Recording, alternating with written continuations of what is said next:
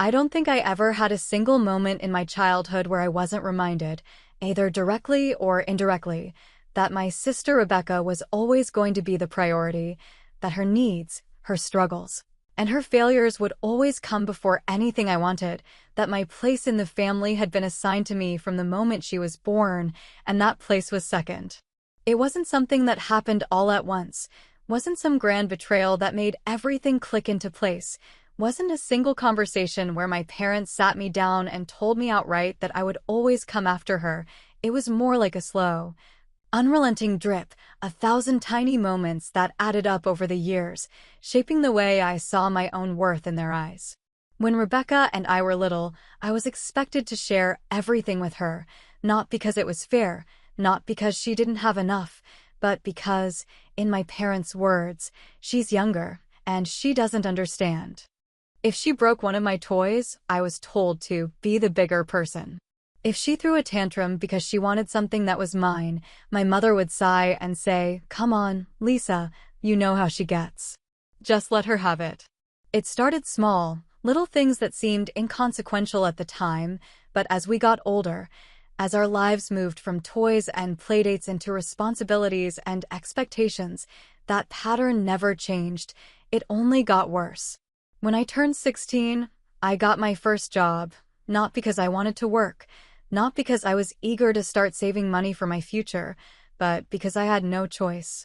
My parents had made it clear early on that if I wanted anything beyond the bare minimum, I would have to earn it myself, so I worked weekends, picked up shifts after school, saved every dollar I could just to have a little bit of independence. But when Rebecca turned 16, she didn't have to work, didn't have to save, didn't have to worry about anything because my parents bought her a car, handed her a credit card, and told her to just focus on school. When it was time for college, I applied for scholarships, took out loans, and juggled 2 part-time jobs just to keep up with tuition and rent, knowing that if I didn't figure it out myself, no one was going to step in and help me. Meanwhile, Rebecca went to an expensive university fully paid for by my parents, lived in a beautiful off-campus apartment that they covered entirely, and never had to worry about a single bill because, as my mother always put it, "Rebecca isn't as strong as you, Lisa. She needs more support."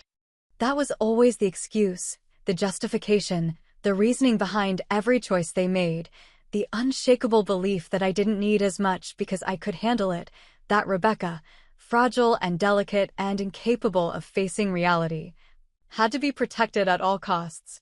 It didn't matter that I struggled, didn't matter that I was exhausted, didn't matter that I spent years feeling like I was barely keeping my head above water while she lived without a single worry. I was capable, and that meant I was on my own. By the time we were adults, it had become so ingrained in me that I stopped questioning it. Hi guys, sorry to interrupt your viewing, but please subscribe to the channel and like this video. Thank you. Stopped hoping for anything different, stopped expecting them to ever see me as someone who needed care, attention, or even basic respect. When Rebecca couldn't make rent, my parents covered it. When she crashed her car, they replaced it. When she racked up credit card debt buying things she didn't need, they paid it off without hesitation. And when I was struggling to pay for a medical bill after an unexpected emergency, my mother sighed and said, "I wish we could help, honey, but things are tight right now. I'm sure you'll figure it out."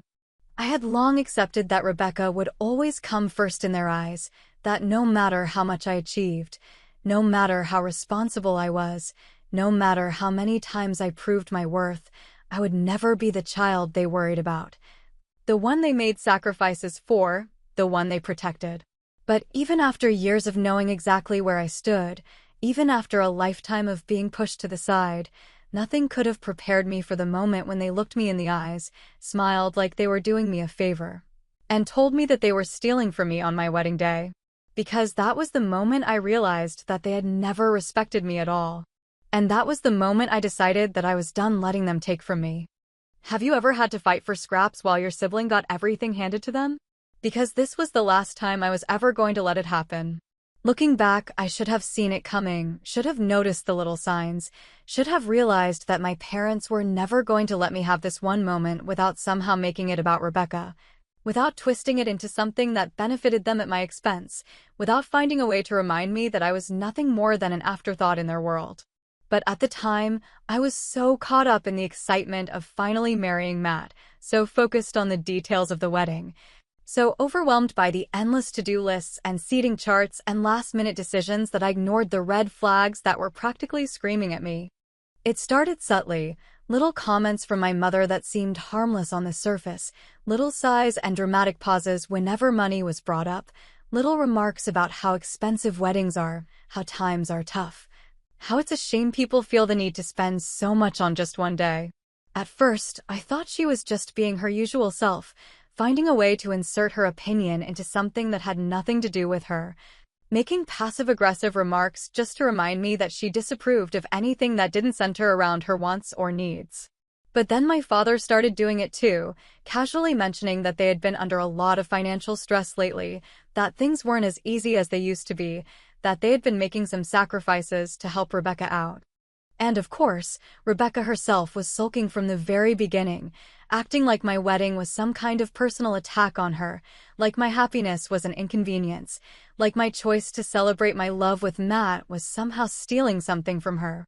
She rolled her eyes whenever anyone brought up the wedding, scoffed whenever my bridesmaids talked about their dresses, made little jabs about how ridiculous it was to spend so much on one day. But the worst part, the part that made my blood boil, was the barely concealed resentment whenever someone paid attention to me instead of her. She had always been the center of their universe, always been the one people worried about, always been the one getting bailed out of whatever mess she had created. And now, for the first time, she wasn't the main character. For once, I was the one people were celebrating, the one people were fussing over, the one people were excited for, and Rebecca couldn't stand it. Matt noticed it all immediately, picked up on the tension, caught every whispered conversation, saw every pointed look, heard every forced sigh from my mother, and the moment we were alone, he called it out. "They're going to pull something," he said, his voice calm but firm, his expression unreadable as he watched me adjust the seating chart for the millionth time. I paused, looking up at him, frowning slightly. "Who?" "Your parents," he said without hesitation, setting down his glass of water, crossing his arms over his chest. "They're going to do something shady. I don't know what it is yet, but I can feel it." I let out a breath, forcing a small laugh, shaking my head because surely, not even they would stoop that low. "Matt, come on," I said, rolling my eyes, trying to push down the uneasy feeling creeping up my spine. "They can be selfish, sure, but this is my wedding. Even they wouldn't ruin my wedding."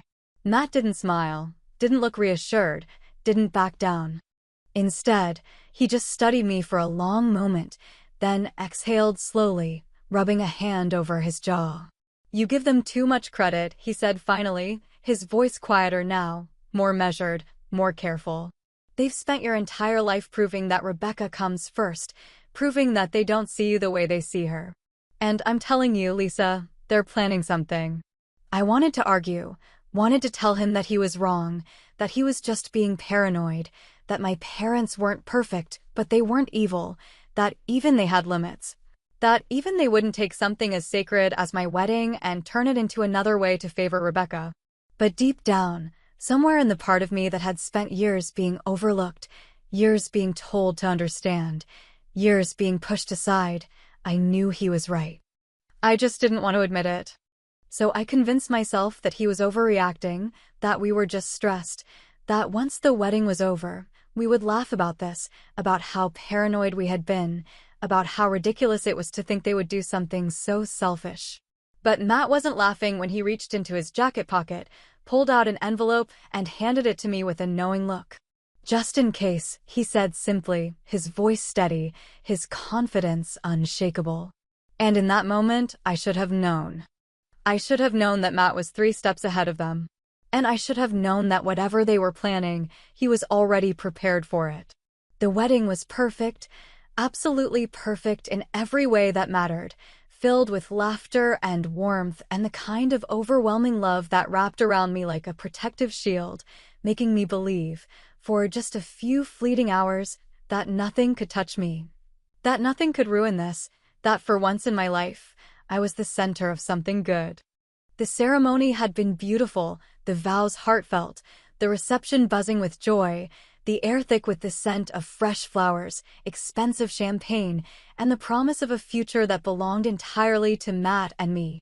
I had spent the entire day floating, smiling so much my face hurt, holding Matt's hand like a lifeline, feeling the kind of happiness I had once thought was only meant for other people, people whose families didn't see them as an afterthought, people who didn't spend their entire lives fighting for the smallest scraps of affection.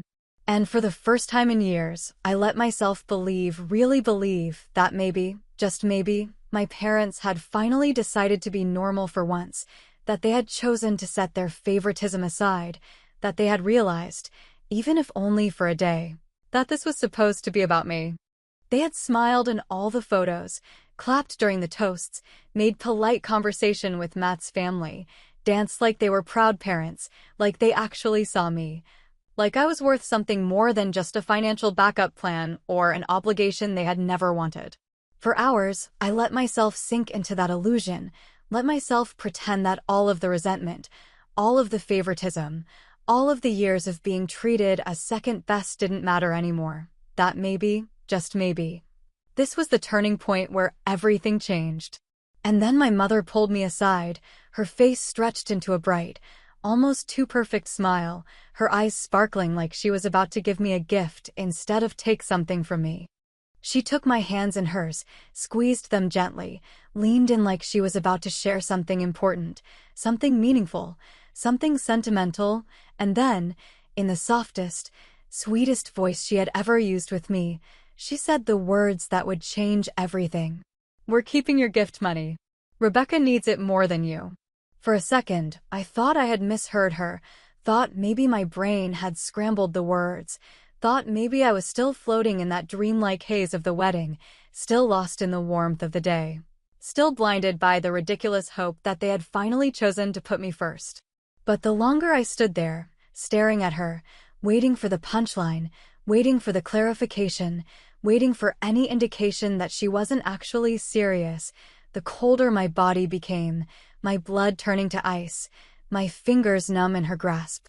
She was smiling, still smiling, like she hadn't just ripped the ground out from under me, like she hadn't just shattered the last fragile piece of belief I had in her, like she genuinely thought she was doing me a favor.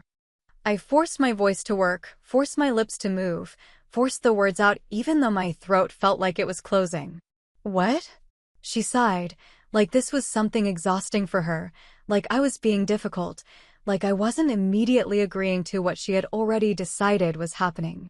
"Sweetheart, you don't need it," she said, her tone gentle, patient, the way you speak to a child who doesn't understand why they can't have what they want. "You have Matt now, and Rebecca is struggling. It's only fair that she gets a little help." I stared at her, my entire body stiff, my heart pounding so hard I could feel it in my fingertips, my nails digging into my palms as I forced myself to stay calm, to breathe, to not make a scene at my own wedding. "That money isn't yours to take," I said finally, my voice sharp, clipped, nothing like the soft, sentimental moment she had clearly been expecting.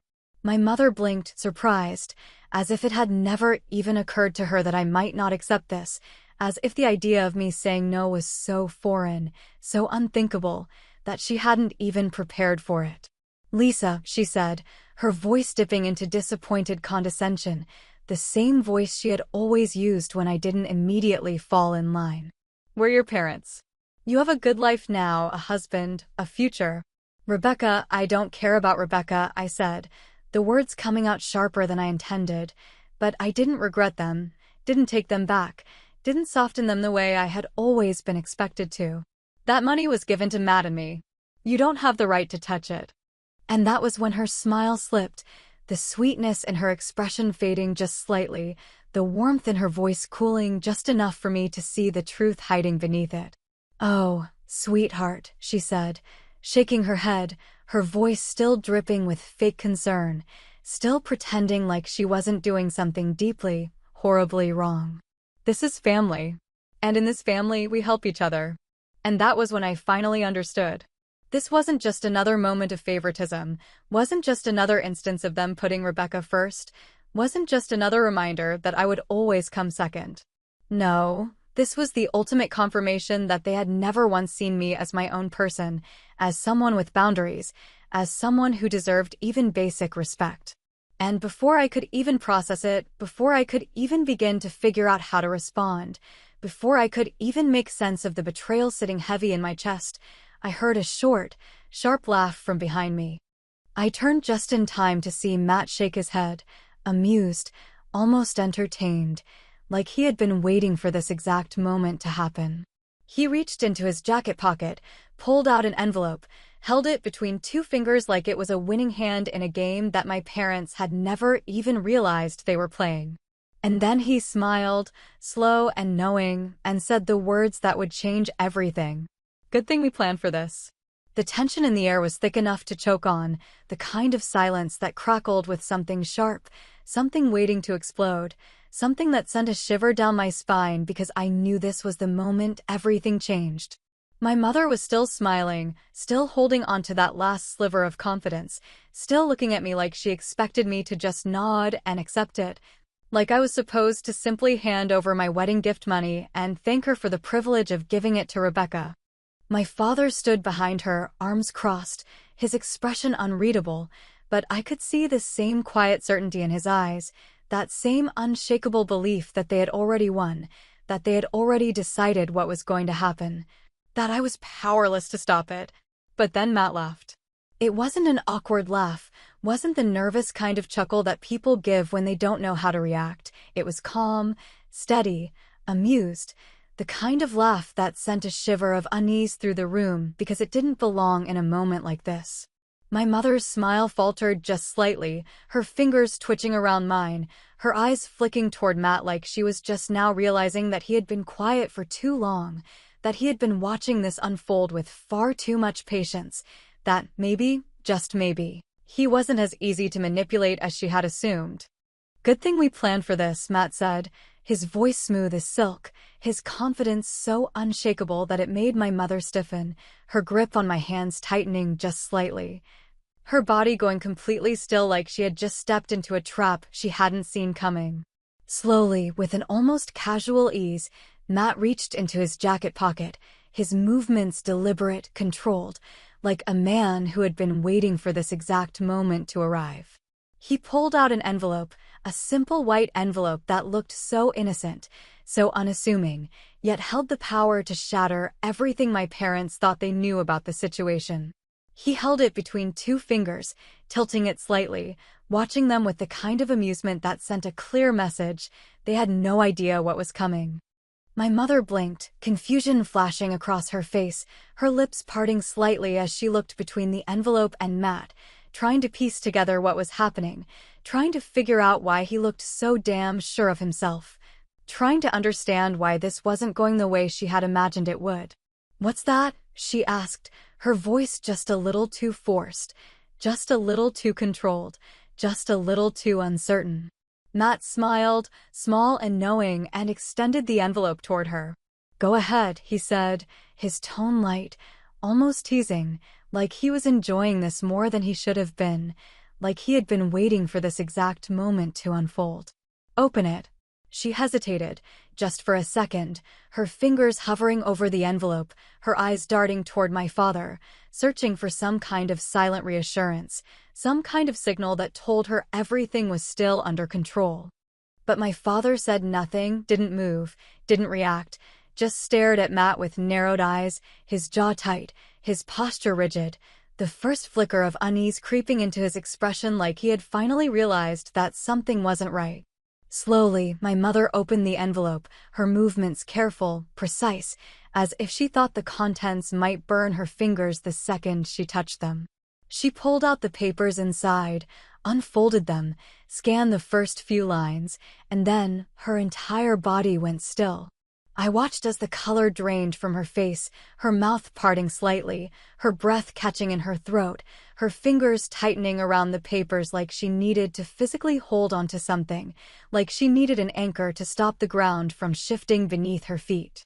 My father stepped closer, reaching for the papers, his eyes darting over the words, his expression darkening with every passing second, his jaw clenching so tightly that I could see the muscles in his neck strain against the weight of whatever he was reading.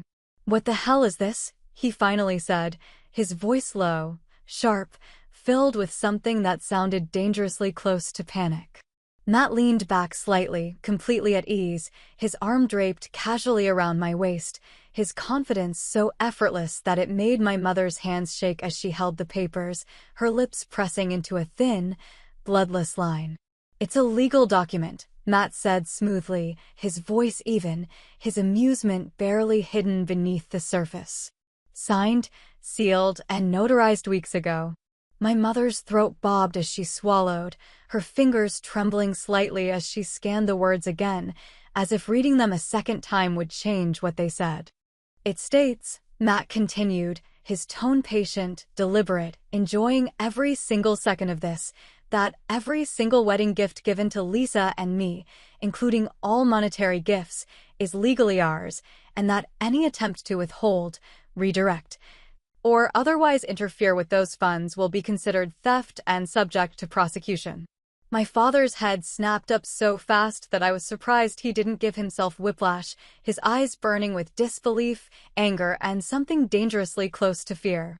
"You wouldn't," my mother whispered, her voice barely audible, her fingers tightening around the papers, her breath coming in short, uneven bursts. Matt's smile widened, his confidence unwavering, his grip on my waist just a little firmer, his presence next to me a solid, unshakable force that my parents had never seen coming. "Oh, I would," he said, his voice calm, almost bored, like this was nothing more than a business transaction, like he had done this 1,000 times before, like this wasn't the first time he had dealt with people who thought they could take from him and get away with it. My mother let out a shaky breath, looking up at me now, really looking at me, like she had finally realized that I wasn't the quiet, obedient daughter she had always relied on.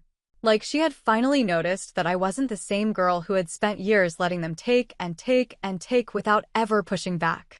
And then Matt delivered the final blow, the words that made my mother's hands tremble, the words that made my father's expression darken, the words that sealed their absolute and utter defeat. "If you try to take 1 cent from us," he said, his voice so smooth, so deadly calm, so utterly confident, "we will see you in court." And just like that, the game was over.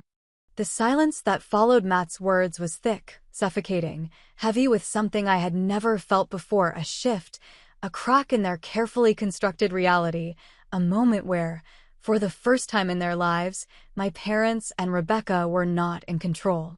My mother was still gripping the legal papers, her fingers trembling around the edges, her mouth opening and closing like a fish gasping for air, her brain clearly scrambling, desperate to find a way out of this, desperate to twist the situation back in her favor, desperate to regain the upper hand she had never once considered losing. She stammered at first, a mess of half-formed words and gasping breaths, her voice cracking under the weight of her own shock, her eyes darting between Matt and me like she couldn't decide who to direct her pleas toward. "Lisa, sweetheart, you don't have to take this so seriously," she finally managed, her voice a little too high, a little too forced, a little too frantic.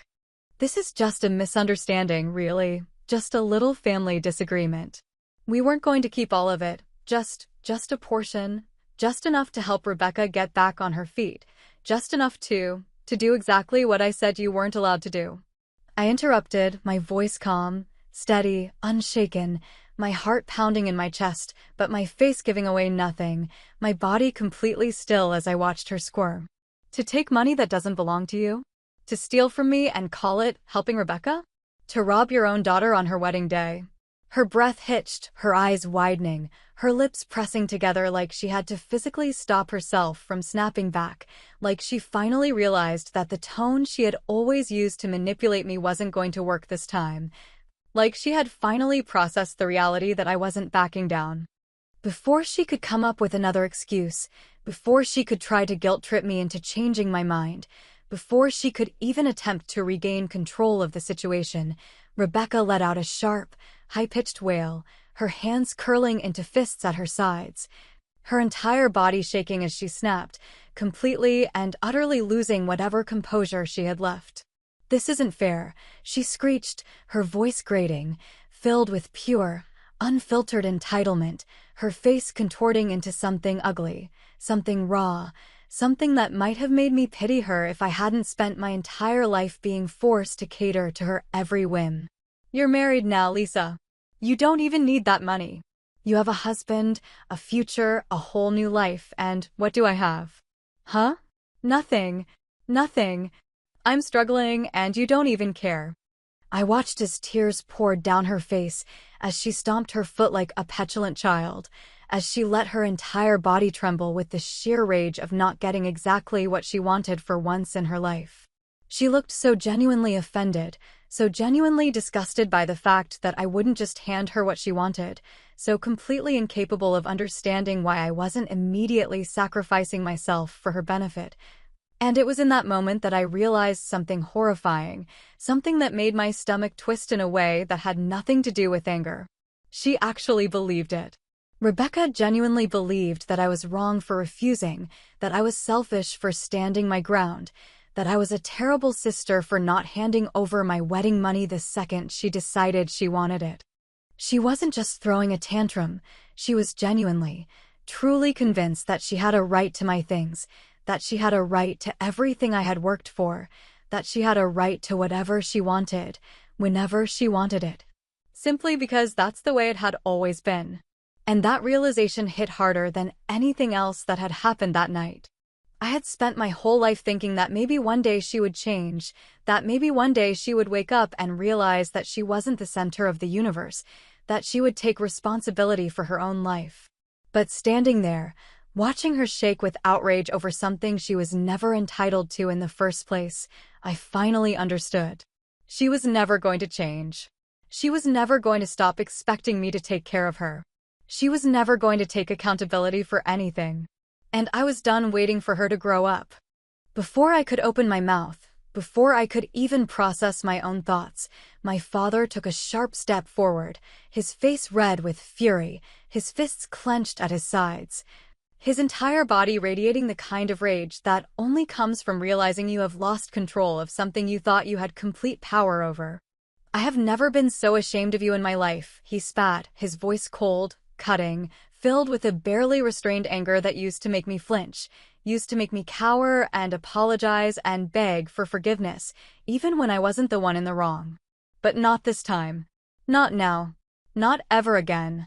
I met his gaze head-on, my face blank, my body completely still, my pulse steady as I let his words hang in the air, let them sit between us like a weight he could no longer force me to carry. And then Matt, my wonderful, brilliant, unshakable husband, tilted his head slightly, his expression cool, his voice deadly calm, his next words slicing through the tension like a knife through silk. "If you try to take 1 cent from us," he said, his voice smooth as glass, his smile small, knowing, amused, taunting, "we will see you in court." The moment the words left his mouth, I watched it happen, the panic, the realization, the absolute, crushing understanding that they had lost. My mother's lips parted, her breath coming in short, uneven bursts, her hands shaking so badly she nearly dropped the papers. My father's jaw clenched, his face darkening with something close to humiliation, rage, and disbelief, like he had just been blindsided, like he had never once considered the possibility that I might actually fight back, like he was just now realizing that I was never going to be under their control again. Rebecca let out another sharp sob, her tantrum escalating into something desperate, something shrill, something broken, but I didn't hear her words anymore, didn't process her screeching, didn't acknowledge the way she flailed her hands. Because it didn't matter anymore. It was over. And for the first time in my life, I had won. The night air was crisp as Matt and I walked away, the sound of the reception fading behind us, the distant hum of laughter and music still lingering in the background, a stark contrast to the chaos we had just left behind. My fingers curled around Matt's, his grip warm and steady, grounding me in the moment, reminding me that this was it. That I had finally severed the last fragile thread tying me to the people who had spent my entire life taking from me without ever giving anything back. I could hear the scuffle of hurried footsteps behind me, the uneven breaths of someone who was desperate, panicked, not ready to let go, and before I could take another step, a hand shot out, cold fingers curling around my wrist, gripping me just tightly enough to make me stop. Lisa, my mother's voice was trembling, her grip firm but unsteady, her nails digging slightly into my skin as if she thought she could physically hold me in place. As if she thought I was still the obedient daughter who would stop everything to listen to her just because she asked. I turned slowly, meeting her gaze, my expression unreadable, my body still, my breath calm, while she looked like she was unraveling at the seams, her carefully maintained composure cracking, her eyes wide. Her lips slightly parted as if she was struggling to find the right words. "You don't mean this," she said, her voice barely above a whisper, her chest rising and falling in shallow breaths, her fingers tightening around my wrist like she was afraid that if she let go, I would disappear forever. "We're your family." The words hung in the air between us, a fragile, desperate plea wrapped in a lie that had never been true, a last-ditch attempt to manipulate me into forgetting everything they had done, into ignoring everything they had taken, into pretending that I owed them something simply because of blood ties that had never actually meant anything at all.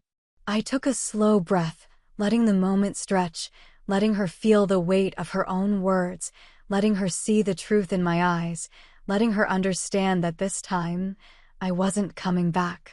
Then I smiled. Not a cruel smile, not an angry smile, not the bitter kind of smirk that I might have once allowed myself in moments like this. No, it was calm, quiet, completely at peace, the kind of smile that came from knowing that I was free, the kind of smile that came from finally understanding my own worth, the kind of smile that let her know she had lost me forever. "You were never my family," I said softly, tilting my head slightly, watching as her face fell apart right in front of me, as her breath hitched, as her fingers twitched against my skin. "You were Rebecca's." Her lips parted, her eyes wide, her entire body going stiff, her fingers loosening around my wrist as if the words had physically struck her, as if she had never once considered the possibility that I had always seen through it, that I had always known my place in their world, that I had always understood that I was never the child she chose to protect. And then I pulled my arm away, the final break, the last moment of contact, the last time she would ever be able to reach for me and expect me to stay. I turned back toward Matt, toward the future, toward something that was mine, something that was free from the weight of their expectations, free from the exhaustion of constantly having to fight for a love that had never been given freely. Behind me, I could hear it happening, the unraveling, the desperation setting in, the full realization crashing over them like a wave they had never seen coming. Rebecca's voice rose in frustration, her words sharp, accusing, laced with the kind of entitlement that had been bred into her from the moment she was born. "Lisa, stop being dramatic. You're really going to ruin everything over some stupid money." My mother shushed her harshly, her voice frantic, trying to smooth things over, trying to patch the holes in a ship that had already sunk, trying to regain the control she had lost the moment I had chosen to walk away. And then there was my father, his voice a low growl, a frustrated curse muttered under his breath, the anger simmering just beneath the surface, not because he cared about losing me, but because he hated the feeling of losing control. I could have turned around. I could have watched them crumble, could have let myself bask in the beautiful, long overdue moment where they finally understood that they had pushed too far, that they had taken too much, that they had burned a bridge they would never be able to rebuild. But I didn't. I kept walking, step by step, heartbeat by heartbeat, feeling lighter than I ever had, feeling free for the first time in my life, feeling untouched by their chaos, unbothered by their demands, unmoved by the noise of people who had never once put me first. And just like that, they became nothing more than voices in the background of a life I no longer belonged to. I didn't turn around. Not this time. Not ever again.